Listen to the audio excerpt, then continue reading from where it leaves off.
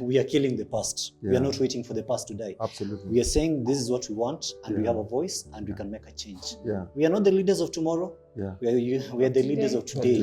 Like, first of all, fix the problem. You're losing way more money than you're willing to raise through corruption. We want more money and you want more money. So. We are losing our trust in you because of that.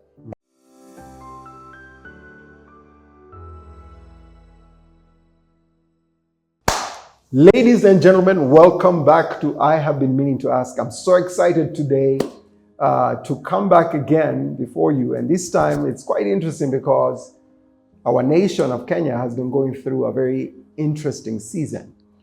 Kenya has also deployed the military to help the police deal with the protesters. Out of Kenya, a demonstration by people angry over planned tax hikes has turned deadly.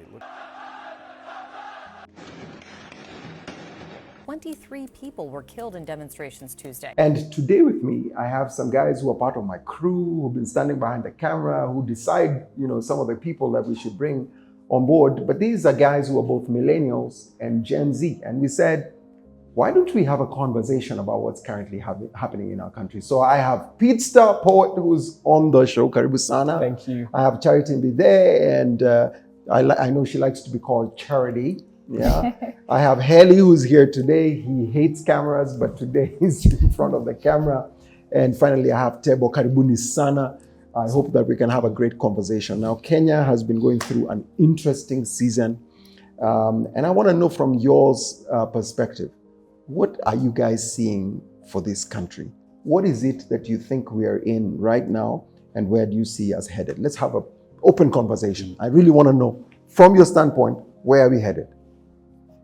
Wow. Thank you for having us. It is, I think, as a nation, we found ourselves in a very interesting space that nobody foresaw. Because I think when this government came into power, there was a lot of hope, and a huge chunk of this nation really had so much faith in this government. And I think it is us finding ourselves like you're going back to the drawing board, because what we thought was gonna work, the promises were like, everything we were told was gonna happen, we were hoping it's gonna happen. But from the way things are right now, from loss of life to the increased cost of living in Kenya, it's gotten to a place where it's unbearable. And for the most people in Kenya, I think even leading up to this moment, guys are just tolerating and hoping that things are gonna get better. But I think they've just gotten to a place of almost giving up. There's desperation in the nation. But it's also a positive thing that in a moment of crisis that young people are rising up and realizing that, because there's a huge chunk also of the young population who did not vote in the previous election. And maybe they always felt like they were not part or considered, but now they're coming out to speak and they are out their grievances. So I think together, in terms of being united, we're gonna find a way forward, but it's clear that this is not a time to ignore what's going on in our country. Absolutely. Yeah. So well said. Charity, what's your view? I mean, you're a young Kenyan lady. What's happening? What are you hearing on the ground? I really like that question. For me, I think, I remember a while back, I was just looking at the Kenyan history, and I realized, I won't quote names, but some eras when you trace back some years back, it was very hard for people to actually come out and state your stand. Yeah. Something I really like is maybe because of upbringing. I remember, I think just to cite, when I was growing up, and if I ever tried talking back to my parent, my goodness, that would be sandal Mbithe. Yeah. So I really love the way, I'm not saying it's different upbringing, but I love the way that Gen Z have been brought up differently. You speak, you express how you're feeling. Yeah. So I think for me that has a lot to do with how people are not taking, they're not allowing themselves to be taken anyhow. Do they know their rights? So they're very bold in saying, we know our rights and this is what we want. Yeah. So there's that. And then the other aspect of it is where you elect, you have so much hope and faith in something, and then you keep giving it grace period. It's like those relationships that you get in and you're like, this one is headed to marriage. And then you start seeing red flags, you're like, let me wait. Then you wait and you wait until you realize, you know what, I have to cut this off. So I think there's been a lot of hope and faith. But then the more it goes, the more the days have been going, the more it's been getting worse ideally. So now people have decided, you know what, we are Kenyans. And I really like what there's a quote that says, if you are neutral in cases of injustice, you've taken the side of the oppressor. So I think nowadays people are not just people, but youth. And when you say Gen Zs and Millennials, it's not actually just that, because they have friends who are in their 30s, 40s, even, I think even one person who is 50 who was on the streets. Yeah. So being able, it's not just something about Gen Zs. That's it's one actually, person you know. Yes. Because I'm sure there are Yes, more. absolutely. Yeah. I know, Yeah. So it's not just a Gen Z or Millennials point. I think Kenyans are also, maybe they've gotten to a point where they're like, no, we must reclaim back our land and our rights. And yeah, I love what has currently started. And I'm really, honestly, I'm very proud. Yeah. I'm very proud of Kenyan youth. Wow. Yes. Wow. Helly, I Yes. think, tell us first, were you out on the streets? Yeah, I was there. I won't say that I was in the battlefront or something, Yeah. but I was there. I wasn't throwing any stones, just to get it out of the Yeah, way. yeah, absolutely. I'm a peaceful person. And just to say something, Percy, I think the state of the nation right now, we are undergoing metamorphosis. Because there was a time period whereby people were being oppressed, Yeah. but they couldn't speak out. Yeah. They used to fear. There was a lot of fear around the air. Like, okay, back in the days, Yeah. let me just say this. Yeah. When my parents were being brought up, Yeah. they were afraid to call some certain political names. Yeah. Like when you could mention that name, Yeah. maybe they could come for you, they could come and murder you, Yeah. or take you to some house. Yeah. I think majority of the people know this house. Yeah. Yeah. House. Yeah, I didn't want to mention it. It's fine. Yeah, but right now, actually the Gen Zs and Millennials, we've grown up seeing our parents being oppressed. And there was something that we could not do as children. But now we have the voice, we have the votes, and we have the stand. And plus, what I could see from the streets on Tuesday, we have also the numbers. Yeah. And it's something that's so encouraging because personally for me, I like writing. And there was a time where I was saying, youths cannot be anything. Because even if I decided to be fly, I'll just be a part of someone's trouser. And Yeah. that needs no revelation. Yeah. And for now, what I'm saying, Yeah. the youths have risen up. Yeah. We are killing the past. We Yeah. are not waiting for the past to die. Absolutely. We are saying this is what we want, and we Yeah. have a voice, and we can make a change. Yeah. We are not the leaders of tomorrow. Yeah. We are the leaders of today. Today. Yeah. Wow, that's so well said. Tebo, what are your thoughts around what's happening? I know you have friends who are also out in the streets. I know you personally were in the streets. Yes. Where are you seeing us headed? Are we in a better place today based on what happened in the last week? First and foremost, let me just pass my condolences to the friends and families of the people that lost their lives. I was in the battlefield with you guys, and it's so sad that a few of us had to lose their lives for wanting this government to just listen to us. That's all we wanted. So to them that lost their lives, rest in peace, comrades. This fight we shall continue for you. Anyway, so to speak on the matters of governance and everything, I think the big problem we've had as a nation is not leadership, it's governance. So over time, people have been entrusted with the resources of a nation, but they have squandered them. And there's no, people think they are above the law, no oversight. So the thing that really took people to the streets, I think, was the anger that these leaders think that they can take the nation's resources, appropriate it the way they want it, and they just go scot-free. All of a sudden, videos are arising of people that are affiliated to this government coming from grass to grace in a short span of time. So you find politicians gaining wealth to the tune of billions, and it cannot be substantiated. That was the anger that took people to the street. Personally, I was in the streets. I was fighting for reject finance bill, but it moved from reject the finance bill to somebody must go. I want to mention the name. So I think where we are as a nation, we are on the brink of change, if I may say, but fueled by the younger generation. Tech has also helped us. People didn't. A long time ago, I think the reason why our parents were, people, is because they were not well informed on matters, governance and policies and everything. But now, tech has helped us a lot, because you find that right now, if I want to know anything about the finance bill or whatever bill that has been taken to the parliament or to the National Assembly, it's all on Twitter.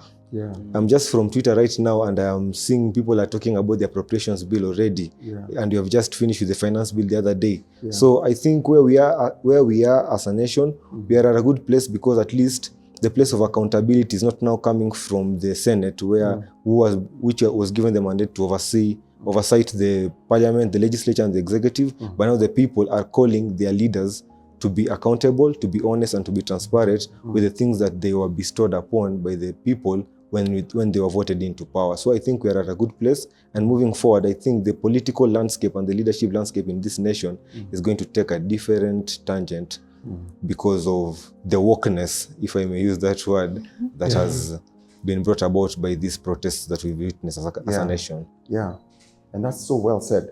You know, when I sit back and think through the happenings that have taken place, for sure, one of the things is we condemn any form of violence. We condemn, breakage of people's property, theft, and all that. But I ask myself, is there a better way to push for change than just going out into the streets and protesting? Or is that the one mechanism that is available that we can use? Is there another option? Because when I think through the generations and the different governments that have been there, there's been protests. There's been people stepping out, but nothing really changes. Is there a different way? What do you guys think? Charity, what do you think? I think I know you didn't go out to the streets. I did go out. Yeah, but I know that you were still protesting, but you were protesting from where you were. Absolutely. Are there different ways? I was more of a digital activist because I believe digital activism also played a very big role. And I think it's based on the Kenyan constitution. It's our right actually, not to. It's actually our right to express, to demonstrate. Demonstrate the correct word. Yeah, it's a form of expression. Yeah. So we are a people, we are human beings who are ruled by other human beings. So I believe for me, when our leaders don't align to our vision, or they don't seem to have our interest at heart, then it is our right. We have a voice. Our voice matters. So that's why people are on the streets. And then I think the other side of it also being, we elected you to hold you accountable. So part of it, a lot of even just leadership and everything in life requires a lot of accountability. So we're not being accountable, and we don't think you're actually doing it, you're not being transparent, and you're squandering or you're mishandling whatever role we've placed on you, then we have the right to ask, because those are our resources, those are our taxes. Every single day we wake up, we burn the midnight oil to pay and just better our system and society. So if that's been interfered with, then I think we shouldn't keep quiet. That's why we have arose, and I really love the fact that, I was watching those videos, and you can see this unity is not, we're not thinking about what tribe you're from. We're not thinking about, it's leaderless. It's leaderless, it's tribeless, it's partyless. So, there are restaurants even giving free food, water on the streets. Like, people are so united. And what I love about that is the fact that we're not just sitting back and being stepped on. We are rising, and we're giving our voices we should. The only thing I think we should have done better, no regrets whatsoever, is that there's a thin line between you fighting for your rights and you being angry. So there are two dimensions to it. You can come up and say, I didn't appreciate the way you treated me, or you did this and this. However, you have to operate, you have to weigh your emotional intelligence and how you're going to approach the issue. Because otherwise, if you approach with a lot of anger and a lot of, if you don't take time to think through it and how to approach it, it can cause a lot of harm. And I think that's why, all we wanted was a peaceful protest, but I honestly think some people also coming from a point of anger, which now led to some extreme occurrences, and that's some killings. Absolutely. And for sure, wherever there is some form of chaos, there are people who are prone to take advantage of it and step in. And that's why we found some goons who broke into some shops and stuff like that. And of course, leading even up and to death. Because, I'm thinking about it. You're out on the streets and you're fighting for your rights. And then you allow anger to come through. And here's a policeman who's trying to keep, he's also afraid of the entire crowd. So I don't condone any form of violence, but we've got to ask ourselves, now, with that said, you guys who are out on the streets, what was the demographic, age-wise, of the people who are actually there? Because I keep hearing you are Gen Zs, millennials, they're the older, but who formed Tebo? You look like you took a roll call of who was on the street. I was part and parcel of all the protests. Wait, I had first you were in a full suit on the street. I was in a full suit. We need to find a few images. Like, what are you here for? Are you signing the bill? Like, so my suit was inspired by the Twitter. They call him the Twitter Martin Luther. All right. They call him the Twitter Martin Luther. Kasmol Makure. He was abducted, but I think he was already released. So I saw him on the Tuesday protests. No, on the Thursday protest the last week, and I was like, let me just pull up something like that so that he had a bow tie. Did he have a bow tie? He's always in a tie. He's always in a tie, in a three-piece suit. Yeah. Always Giving Thomas Shelby vibes, you know. Peaky Blinders. I was like, okay, come on, Mark Caswell. So this Tuesday, I just checked my wardrobe and I was like, this can be a good outfit. Can work. Yeah. But to add on to answer your question rather, about demographics, let me tell you, I was leaving home, I stay in Loakabete, and then, in the matatu, I was seated next to a mid-aged person, and then he had us having conversations about, nilikuwa Thursday, nilikuwa Tuesday, ilishika, ilibamba. So he's like, okay, so why are you guys going for the protest? Juu ilishika, juu ilibamba, or what is the thing that is taking you to the streets? I had a very good conversation with him. I was very honest with him, and I told him about everything that we have just discussed here. And he understood from the point of view that we are coming from. He even actually offered to pay fare for us. What? So this is on Tuesday we were rolling. As in, you ametoa. So to answer your question that you asked me behind the cameras, whether we were paid or not, we were not paid, but at least someone facilitated. There was some form of facilitation that came with. But the demographics, even young children on the streets. What do you mean young children? Like how? Teenagers, 14. Okay, I saw 14-year-olds, but they were in the company of their parents or rather their guardians. They were there with their flags, and they're saying Ruto. They were saying it. They're saying Ruto must go, and I was shocked. So, why are you here? But it's because, as the Bible says, train up a child and the way they should. And they will not forget it. When they're old, they should. So the conversations they're hearing in their living rooms is. This government, bei ya mkate imepanda. Oh, sijui, they're taxing the pads, they're taxing, I don't know what, they're taxing. So even them, in some way, through osmosis, they just get angry. So the demographics were ranging from as little as 14 years old all the way to 60, because there was a guy that came to the streets, alikuwa anajiita babu wa Gen Z. He was there shembeteing with us. Mbithe brombo tu ko samba tawa na shembeteki, and you are lamba take Mbithe brombo tu na shembetema Mbithe. Are we still speaking English?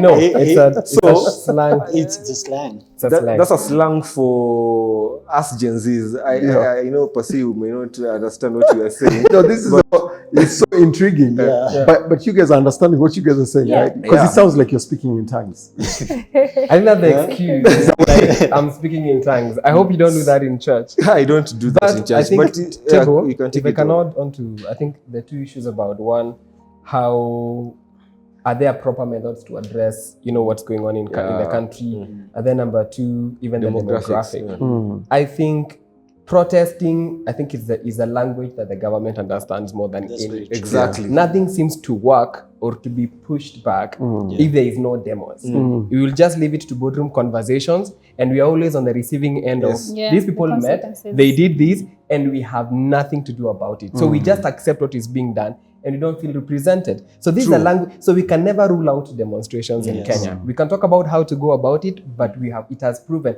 And it's anywhere in the world, really. If you look at America and the end of slavery, it's a language that seems to work. That's how Martin Luther King came to be who they are. In Kenya, the guys who fought for freedom as well. It is a way to get people together. But in addition to that, and we have seen also that even as we talk about demonstrations and protesting, that how it was when people were fighting in the previous regimes, it's not how we are protesting today. This is the most peaceful protest by far in Kenya. Guys are saying we can actually come speak and rally our voices together and resources together and say we don't agree for this and we are not gonna do anything. We're not gonna loot property. You know, I was in town on Tuesday and some guy was trying to loot some stuff from the shop, and the guys who stopped him were fellow protesters. They came and said, no, take these things back. So good. And that was happening a lot. There was another building I saw guys just standing on the first floor and they were like, offering guys water because of the tear gas. Like, you see Kenyans coming together. It was not your usual kind of protest. Yes, one of the most effective methods in Kenya, I think, going on forward is Kenyans understanding the unity of Kenyans. There is power in unity. And finally, we are seeing that because I think previously politicians have taken advantage of how divided Kenya has been. So divide and rule policy has quite been effective because it is this region of the country against this one. Or somebody is leading the protest. Exactly. They say, Baba is leading the, so let's call Baba, let's have a sit down, and that thing dies. That thing dies.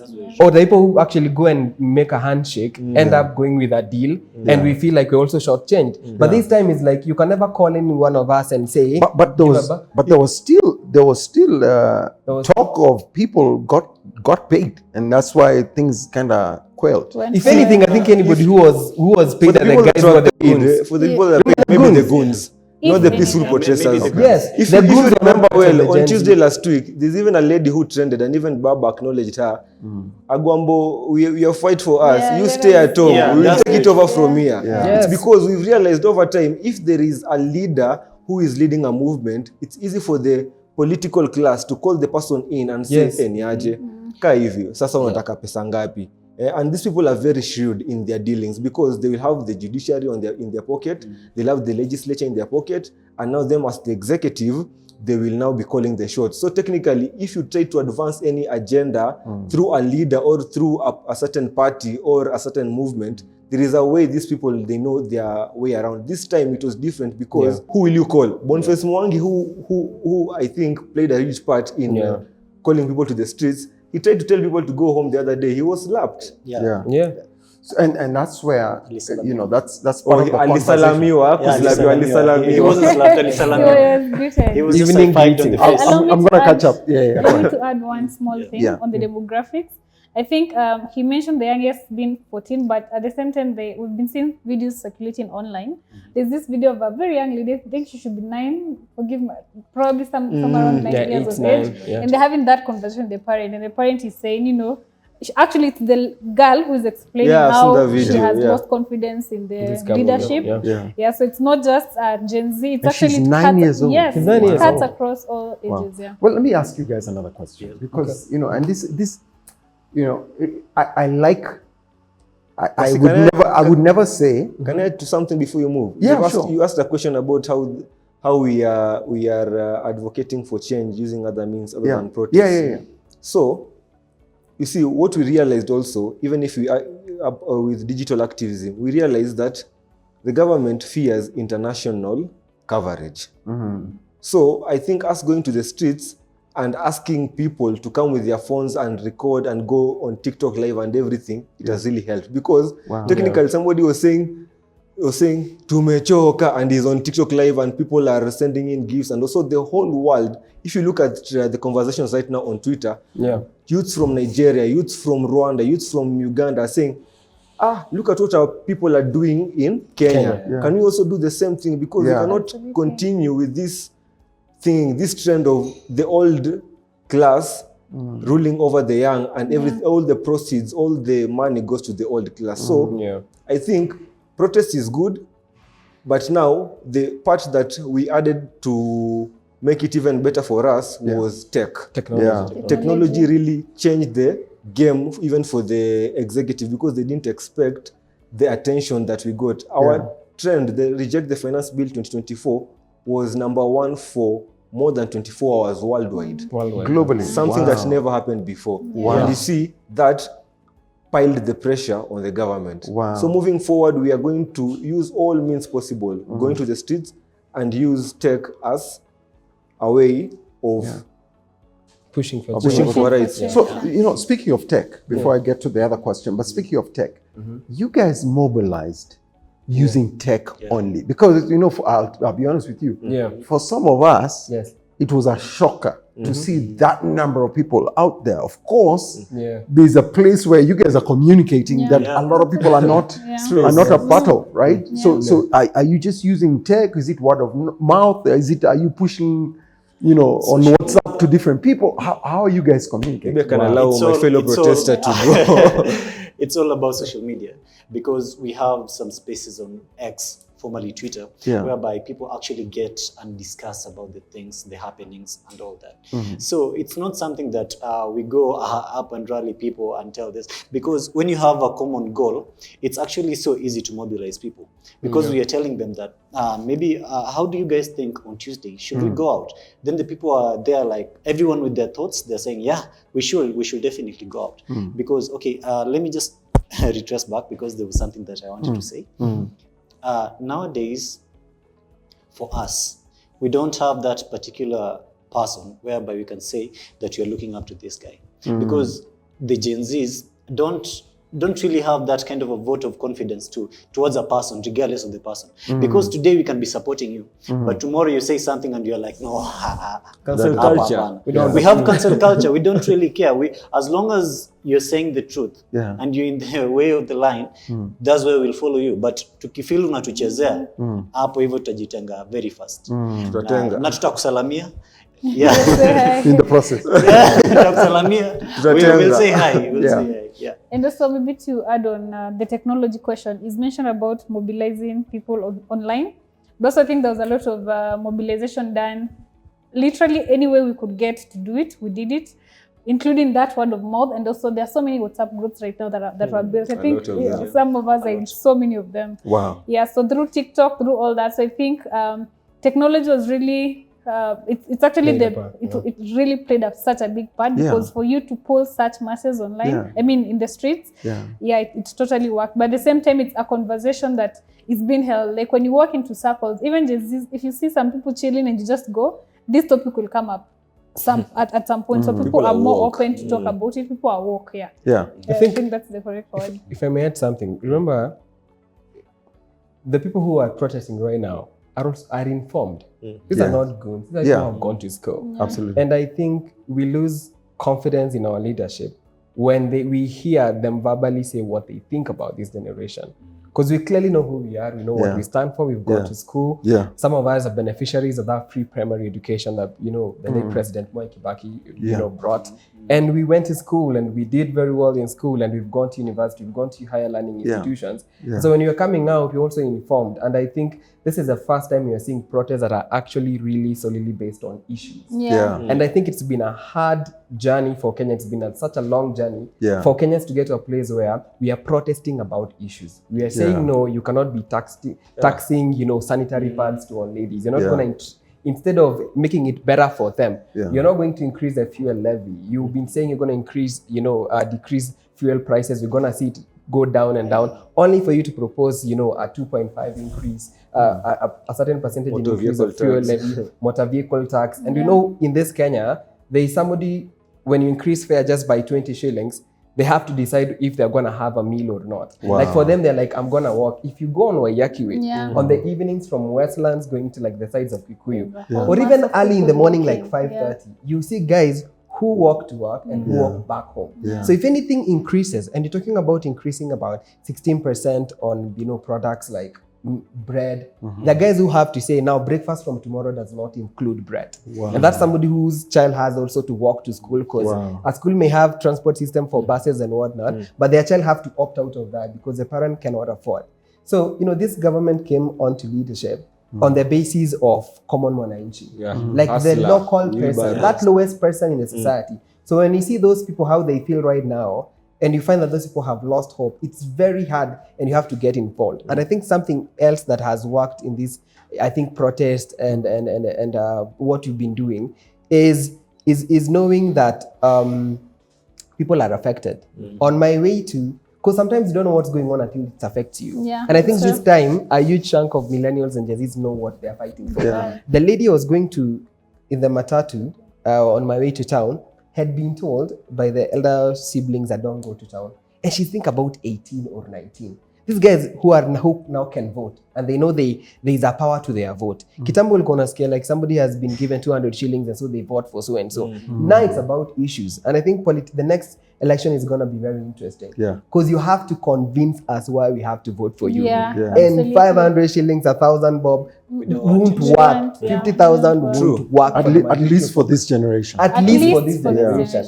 And you know, this is just the beginning of it. So you can only imagine in 2 or 3 years where we're going to be. Speaking about issues, okay, before Charity goes, even if you look at how they structured the policies, there was kind of segmentation. They wanted to widen the tax base, but now they were capping some taxes at a certain point. Let's take, for example, the 2.5 tax on motor vehicles. It was 2.5% up until 100,000 shillings. So technically, mse anaendesha fielder na mse mwenye anaendesha Mercedes Jelly, what car do you drive, Pasi? Let's not get into that, but we're praying for the Lord. Anyway, so you see, somebody who is driving an expensive car, who is supposed to maybe pay to the tune of $1 million if it's the 2.5% tax that they want to impose on the motor vehicle tax thing, they are being capped at 100,000, whilst somebody who maybe owns a car that's supposed to pay the 100,000 costs way less. So you can see there was a lot of discrimination in even the way they had structured their policies. Absolutely. So that is what maybe made people very angry also. I think back to the point on what we did right on technology, especially in a digital era. I think literally everybody today is using AI, and I think one of the things I really love is whoever loaded AI, I mean the financial bill to the AI. So there's a prompt that was circulating online that when you fed, you are going to get the whole summary. I mean, some of us have read the whole 130 something, some of us have read some of the pages, but that really did exploits in terms of creating awareness, so that if I know we should just go feed the AI the prompt, you already get everything, and then that's when I think the wake up call really grew, because people are like, hey, yo, so this is we are really buying watches. I know time is money, but it doesn't have to cost this much. Wow. Well said. So I had that question that I really wanted to float your way. Throughout generations, leaders come and sit in office. And many times, these same leaders who sit in that office end up, for some odd reason, disappointing the populace that voted for them to come in. Simply because, as an individual, you can't make the difference that you would like to make. Because there are different systems, there are cartels we've heard of, there's people that you have to appease, there's political friends that you have to make sure that everyone comes on board. And the question is, removing someone from office does not answer the age-old question, because anybody else who comes and occupies that very seat is faced with the same thing. How do you see, as Gen Zs and Millennials, that changing? How would we change that, even if we're saying, look, we want a better future, we want better, because I really believe there are also global masters that determine what happens in a nation. We can blame one individual and we can say, this is the guy who's the problem, and then get him out and then have the exact same problem moving forward. How do you see that change? Okay, let me just comment on that. First, I'd like to say this. The nation won't change when our leaders change. The nation will change when we change. We'll know who to vote in. And let me just trace it back to my high school. Let me just say high school days. High school days, prefects were the people who were not loved. Prefects were seen as the people who were tulikuwa naita watiaji. Watiaji is Greek for how can I put this? Say it. The sellouts. Or they were like chiefs. Let me just go. Admin puppets. Let me just go with that. Okay. So, when a leader comes into position, because you're holding a place whereby you can't satisfy everyone. But when you're holding the manifestos, very well you know, and most of the people that we vote in are the people who actually been there. They know how the state works. They know how things work. So what we are asking for, it's accountability. We just need to know the truth, because nowadays you can't spread lies whereby we have the internet, we have the research materials, we can always do the research on our own. Why is it another president or in another country is doing something with lesser funds than you? Okay. Why is a certain MP in a certain nation doing some things in which you're in the same position but you cannot do the same things? You can come up with some theories or the cartels, the people, the nini. But by the end of the day, it's boiling down to you because you asked for the mandate yourself. We didn't come to your home and ask you, oh, can you please be our MP, right? Yeah. You just stepped up. Yeah. You said, I'm having you, my people. Yes. So put your trust in me. Yeah. So we put the trust in you. So we expect change from your side, regardless. Yeah. I can see Peetstar is burning to say something. It's He is that's a really very that's a very important question, and it's a real question because it's the reason why some people, because we have this narrative where yes, we vote in people, and I believe some of them actually mean well, and they say we are going to do this, and then they get into parliament. 1 year, 2 years down the line, we realize they have changed, and we know that doesn't happen overnight. And I think part of what has enabled that was the fact that I don't know if any of them had believed that they could come back to the citizens and be completely honest about what is going on and not risk losing their position. But they also have a responsibility to stand up against evil, just like Kenyans have. Because the people who gave you power are not those cartels or the people who are telling you to do this and this behind the back. I want to give an example of a video I was watching of the fourth governor of the Kiambu County, the Honorable Kimani Wamatangi. And he came to the people of Kiambu and was telling them how he found himself in a corruption deal that was being offered about some land in the county. And he was being told, this is how much you will get, this is how much other people will get. But then he remembered I was raised by a single mother and I know I was elected, and he decided to come back to the people of Kiambu and tell them exactly what was happening. That I'm not going to leave office until you guys know exactly what was going on. I am ready to leave that seat, to vacate that office, if it means me doing right by the people. And I think what you're going to see, because what's going on in Kenya right now, on the brighter side, is like this is a time for transition and change. That now the leaders in the coming elections or in the coming regimes can count on the people who put them in power, that if it is issue-based and we believe you are right, we're going to do everything possible to make sure you are there. Because also your track record is going to speak for you. Yes. The problem comes when you are saying you want, these people, want to impeach me and have not done nothing wrong, when there is no proof of what you've been doing. We will even join those people and say, it's time they also pack up their stuff and go home. Yes. But I think the next leadership is going to be very different in the sense that now this is going to be more about issues. And so you can trust that and I like the example the governor has said, and I pray and hope that more leaders can take up the same responsibility, because is the question you want, is it to deliver to the people? Because they also have a personal role to play.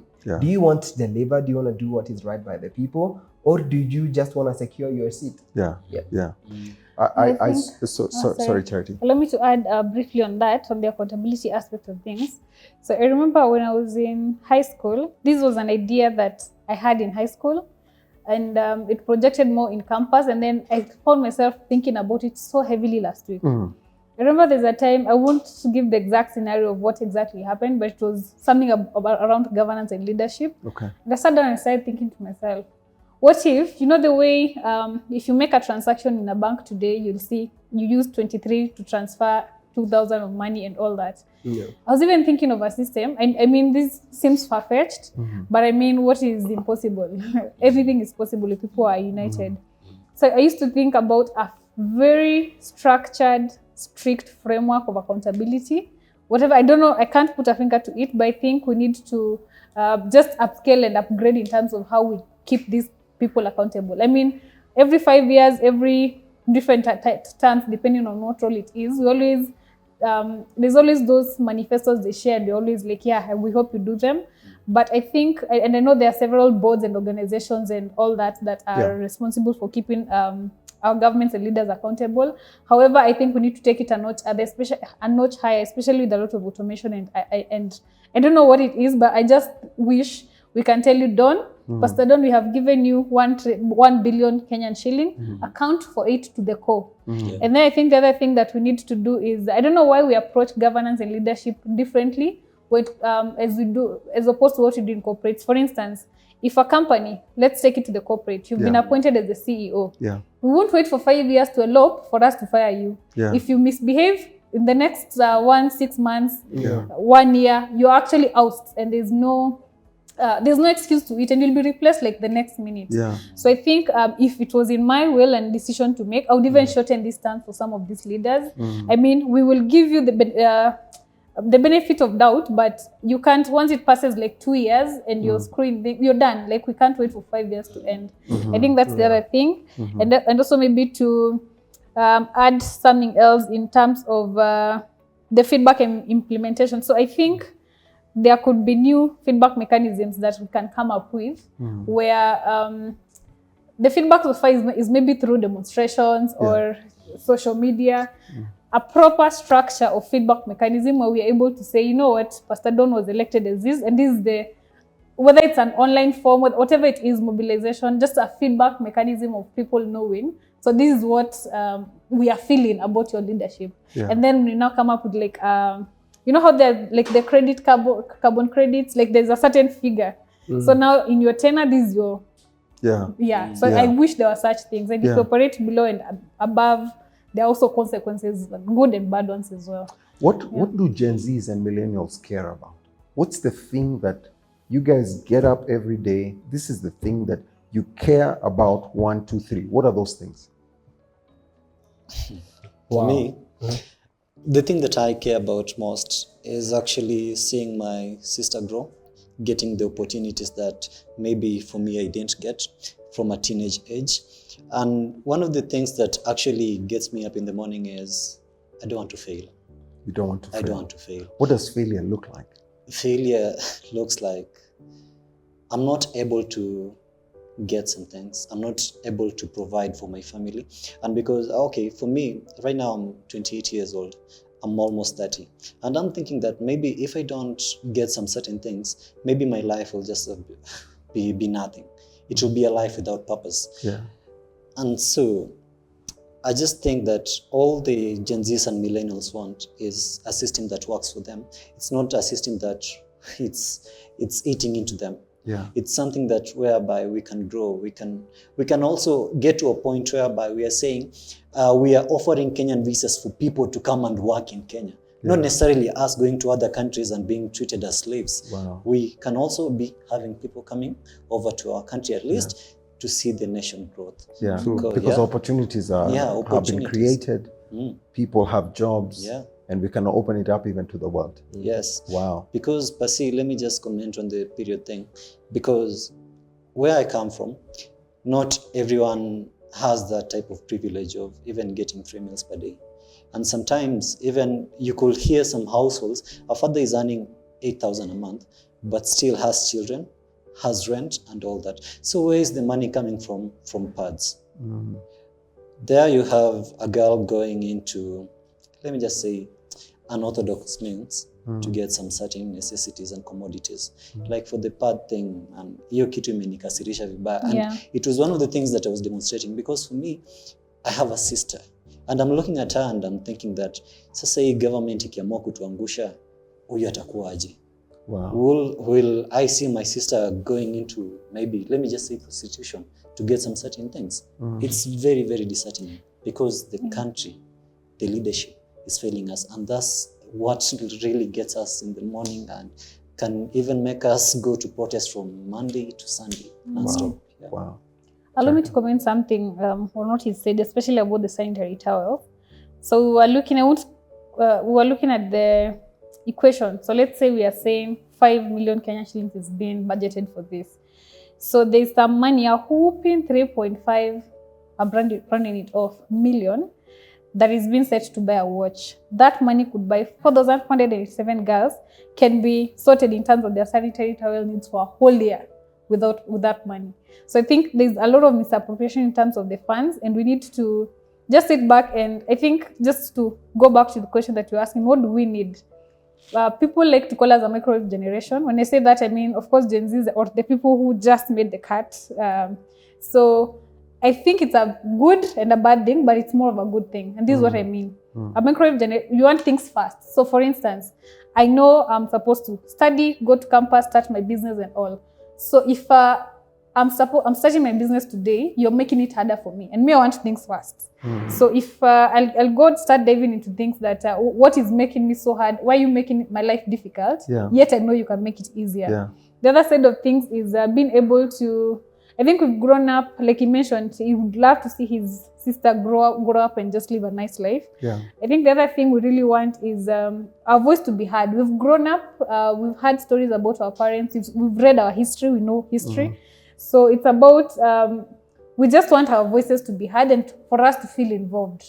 We are here. I remember back in high school, used to be told you are here to be seen, not to be heard. But the reality today, we are here to be seen and heard, actually. We must be seen. Yeah, we must be seen and we must be heard. So I think it's just basically, we want to be involved. We want to be seen, we want to be heard. And we want to, because everything in this life literally concerns us, and it's not just us Gen Zs and everyone. It's actually a matter of everybody, and especially that whole unity that has come up. It's so beautiful when you look at people are not even thinking which tribe you're at. I think we were crossing that point earlier on. So then when it's not even about me, myself, and I, my tribe and my family. It's just for the general well-being. And I love that because it's not just a Kenyan revolution that's come up. I think Tebo mentioned that we are getting mobilization from other countries. And I've even seen some planned demonstrations in Ghana, youth coming up saying, so it's really something that we just want to be seen and heard and involved. So this is Africa's time. Clearly, it's absolutely. It's an African revolution. If I may add something, I think we're talking also about technology, and I think what has happened is somebody long time ago used to hear the narrative that they're saying revolution will not be televised, but I think that has really changed. It's now more than televised because even the mainstream media, the landscape has changed. Now the power is in people's hands, and so so what is happening in Kenya? Some countries are realizing, oh, this is the same thing we are going through. So you're being inspired by other people standing up for their rights, and knowing that we also have a role to play, inspired by other people, and we are clearly inspiring other people. I think when you talk about what millennials and Gen Zs want, it's from this leadership, especially from or any leader at all, we just want accountability. We're not telling you to get money out of your pocket. We're saying the taxpayers' money is like this for this financial year. This is what you promised to do. You rode on to leadership with a manifesto and said, these are the things you will deliver. Can you be accountable to the resources that have been accorded to you for the people of Kenya? You already have a salary, so it's not a voluntary job. You're actually being paid by taxpayers' money. And what we want to see is fair use of the money we are being taxed. Because strong institutions like the Ethics and Anti-Corruption Commission are saying that Kenya loses about 7.8 of its current GDP, which is about 608 million annually, to corruption. And you're looking at the money this government is trying to raise through extra tax, you wonder, if I have a container and it's leaking water, do I increase the water coming in, do I first seal the holes that is making me lose water? And so we're like, first of all, fix the problem. You're losing way more money than you're willing to raise through corruption. We want more money you want more money. We are losing our trust in you because of that. As a young man in Kenya, and as a person who is contemplating having a family, and I think this decision can be postponed by what is happening. You're like, because I'm at that stage, family is something I'm thinking about. But if you look at, if I have a child, already this finance bill is going to affect how I raise my child. Kabisa. Number two, I'm thinking about the safety of my family, where to live. Because I know there's a connection between safety and the standards of living of people. Absolutely. Anytime you see people have been hard pressed, there's always an increase in crime. Even where we live, we've seen guys being pocketed in the morning, early, 5:30 a.m. And you can tie those issues, connect them to what is happening in the country. You want to be in a safe country. Truth is, everybody who is protesting and advocating for change is somebody who has love, mad love for this nation. Patriotism. I kid you not, we love this nation. We want to stay here. We want to work here. We want to raise families here. That's so Some good. of us have been told to go out of this country for certain things, but then like we are still holding on and hoping something will change. So you think we can change our nation? We can. Oh, yes, Like the best we nation. will. Yes. I think we will, We are changing the because nation. we've already started, and I think The train has left the station. the last election, not many people came out to vote, but I know in the next 3 years, I know people will come up to. I just hope people, because people forget. My prayer is that people don't forget, and that I've already seen some online activism already kicking off. People saying in 2023 27, this is the president, this will be the deputy. There are already conversations, people coming up and saying we're going to vote leaders who will be fit, or at least have shown their due diligence is not as bad. I mean, everybody has their flaws, but I think I even foresee a proper, I know there's opposition, there's all that, but I foresee a proper one Kenya political party just coming up, full of accountability and all. We're going to keep these leaders accountable, because I mean, we can't continue living like this. Yeah, even for the last election, I'd say I was part of the problem, because when people were waking up to go and vote, You're busy. yeah, I woke up and went to play football. Because one thing I knew, that maybe my vote doesn't really count, because people will just vote in people who share the second name, so maybe they come from the same village, or people who just have that leadership appeal to them, but not people with actual real manifestos, people who actually want to see a change. So it's just like, let me just go do my thing.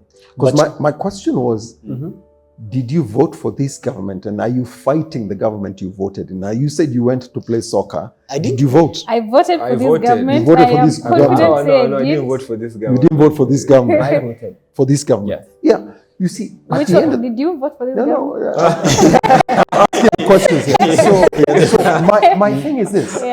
You have two people who voted, one not for this government, the other one for this government, and you're all disappointed. You're still in the same pot right now. Because it's about policies and putting the right people in office, correct? Now, I've seen even members of parliament who've come out on Twitter and saying, you know what, it's no longer tenable for us to go back to parliament. We just need to go back to the ballot. Do you think that that is the solution right now? Because I know there are people targeting their members of parliament who voted yes for the bill, or they voted no for this, right? What do you think is the solution moving forward is really the question. And you know, now even us who are older, maybe let me say Generation X, we're looking at you guys and asking you, so do you guys have the solution? Sorry, please ask your question again, especially the example you gave on the MPs, the ballot scenario. Members of parliament have even come out. One specific one, I think is called Manduko, has come out and said it's no longer tenable for us to go back to parliament after it's been desecrated, and the voice of the people has come to us, and it's quite clear that it's a vote of no confidence. So my question is, does it mean that now the solution is to go back to the ballot? Do we have people that we can say, now these ones we trust?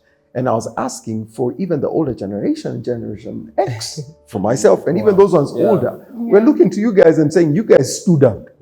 You went out and you demonstrated. You said your voice must be heard, you must be seen. And the truth is, the bill was put to a stop, a screeching halt, which had already passed through parliament. And now it's been put to a halt because you guys went out. The question is, then what? After that, can I let me just try and say something. First things first, going back to the ballot right now is not possible because the IEBC has not been constituted. So technically, we are doomed for quite some time until these same people who are in power reconstitute the IEBC. So the solution moving forward is, now we are moving on to the appropriations bill.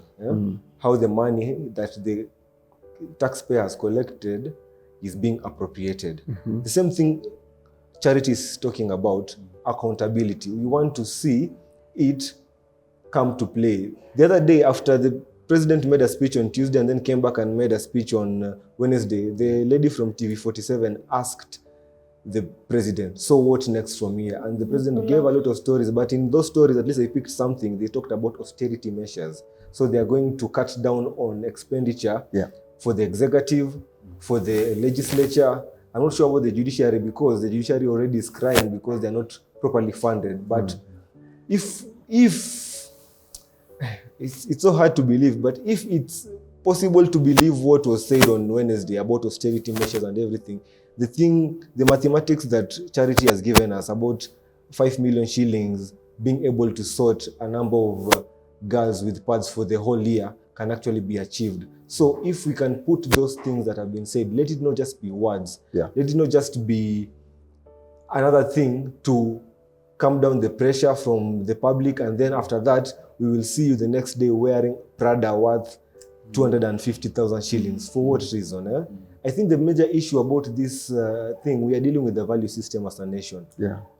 Yes. We are dealing with the value system as a nation, because looking at what influences people to do corruption and everything, it's all about values. Yeah. I have a friend of mine who says that until the whole world knows Jesus, we'll continue having this pillage and everything. So the thing that we are dealing with right now, and it starts with me, it starts with Helly, Charity, Peetstar, and you Pasi, is values. Where are our values?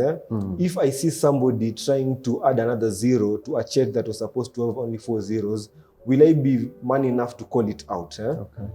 If I see a police officer trying to ask for a bribe, will I pay the bribe, or will I be willing to go through the justice system for that thing to be sorted out? But here's the thing, the judiciary has been compromised. The legislature has been compromised. I hear there are backlog of cases in the judiciary. So where do we move from here? First things first, we have to streamline that problem.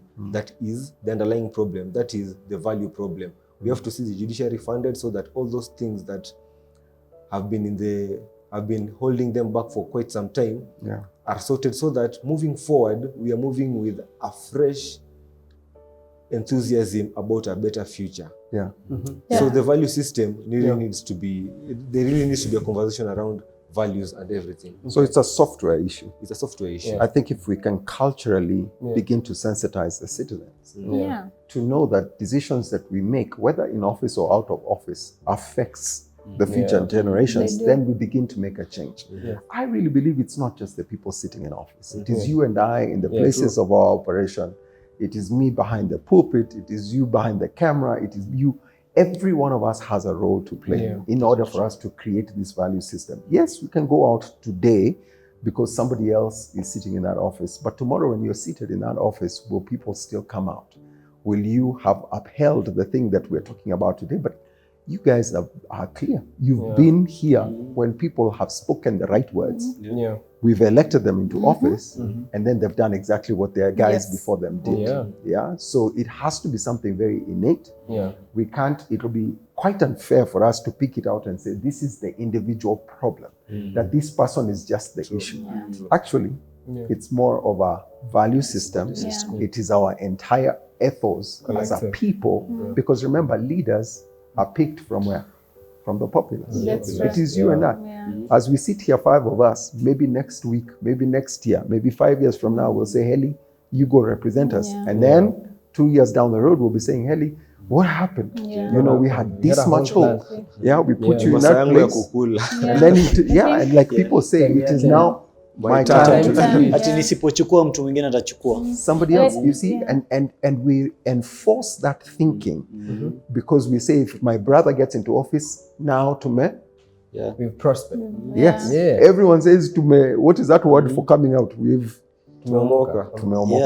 Everyone says that. Ni kama Pasi, when you have litter on your hand, will you just throw it because other people are throwing it? Or will you have the decency to say, I want to be a part of the problem? Kulita kwa barabara ati nimekana mtu kwa mata and then just nifungulie window and then anatupa kitu mbele yangu. I'm like, come on. Exactly. It's always the vehicles you don't expect. Actually, change starts with one person. And I think the problem comes in when I think, to quote someone famous, they were saying the way we were saying, you know, dynasty is bad. But I think the other side of it is when people come into power, they test power and money. When people test power and money, and again, it's a value systems issue. And I think the other thing that I'm really loving nowadays is, again, back to this whole awareness and involvement. There were some memes passing around saying, if you're my friend and you're not even acting concerned about this financial bill, I'm cutting you off. So people actually, I don't know if it's a bit also of a value system, because you're a Kenyan, you pay taxes, you live in this land, you literally are involved in everything that happens. So if you're not involved or you don't act like you're interested, or even you don't have an opinion, then there's a bit of mobilization around that. But I just basically think, again, it's a value system, both from integrity perspective, transparency, and also your contribution and engagement when it comes to the public. If I may add, to answer your question about where do we go on from now, the finance bill has been rejected. You're hoping they actually see it through, because I think the parliament is in recess as we speak, and we're just hoping the president will keep his word. And the thing is, losing hope in the leadership and in terms of the integrity, when talking about values, it's the integrity of our leaders that is in question.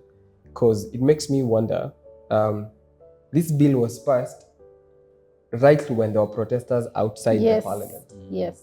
So what exactly made you pass it that you are clearly telling us where you stand on the issues that matter to us? And that within less than 24 hours for you to come back and say, now we are stopping, it made me question, the same people who are voting for this bill, clapping for you, saying, I'm not going to assent, what transpired in the night? Because we clearly see that they confirmed one thing. Everything you've been trying to raise our issues have just been noise to you, but we have made you listen this time. Yeah. We have made you. The fact that Kenyans persisted. And I think, of course, there's a trap of wanting change to happen overnight, because that's where we find ourselves in a country. Where do we move on from here? Yeah. But Weissman also said that, direction is more important than speed. Yeah. So I have hope and confidence that the nation is heading in the right direction. Okay. Some things may take a year, some things may take a year or two, some may take 5 years. But the fact we're having just the finance bill being rejected and we may have that halted altogether is just a good sign. Yeah. And we will not relent. We will not relent. So I'm I think it's a direction. And the fact that people who voted for this regime and people who didn't vote for them are on the same side this time. It's we're united and we love this direction. Wherever it's heading, whatever needs to happen will happen when we are a united front. Fantastic. I want you all to take a moment and look at your camera and give a parting shot, 30 seconds. What would you say to this, your generation, the generation ahead of you, and the generation coming behind you, as far as Kenya is concerned? Just take a moment. Peetstar, I think go first. You had already started you're on a fantastic trajectory. Just stare at the camera and tell the guys out there, what is it that you see? 30 seconds or less. Wow. Thank you. First of all, we love this country and we know that you love this nation. And there's a time not to be silent. I mean, I'm a believer, I'm a Christian, and I believe in Acts chapter 18, verse 9, there's a time actually Paul, the apostle Paul, was very afraid. And God spoke to him in a night vision and said, do not be silent, you have to speak up. And that God was assuring him that this is a time for you to speak and not to be silent. So we love this country, there is hope, but you cannot be silent about what is going on. We have to participate, you have to be tolerant, remember to love one another over everything, and let's make politics in Kenya about issues. Let us listen to one another. Let us not talk to one another. Let's listen to each other and have conversations. And of course, respect everybody. But this country is headed in the right direction. And we are counting on you to partner with us to make sure that we are doing that. By voting, make sure you get registered. That the next elections find you registered already and get to know who you are voting for and why you're voting for. But I love Kenya and I want to be here. Awesome, fellow Kenyans. So mine from Charity Mbithe, I am so proud of you. I am very, very proud of you for standing up, for letting your voice be heard. It reminds me of a clip from Sarafina that I'll quote. They fear you because you're young. They fear you because you're the voice that will change this generation. This is not a Nairobi revolution. It's not a Kenyan revolution. It's not just an African revolution. How can we be the richest continent in terms of resources, but yet we're the poorest? So I am proud of you. Let's keep getting our voice out there to be heard, and do not let anybody belittle you, or however little you think your voice is insignificant. It is not. It is very powerful, and do not settle for less. So we are doing this. We will not relent. Thank you. Reject, reject, reject. What are we rejecting? We are rejecting tribalism. We are rejecting politics that will divide us. And we are rejecting people who think that they have a stand on our lives, whereby all the things that they are saying, it's something that won't benefit us as youths. Even the older generations, you've been through so much. Some of you fought for us, and it's our time now to fight for you. For the future generations, we are here for you, because we realize that the country doesn't grow when leaders change. The country grows when we change, and we are the change. Thank you. Hello, viewers. I want to thank you for tuning in this far. Anyway, my parting shot will be this.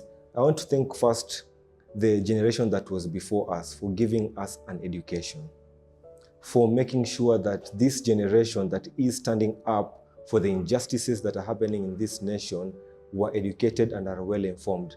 We also want to thank our fellow comrades that have decided that they will not keep quiet in the face of injustices. Let's continue with the same spirit.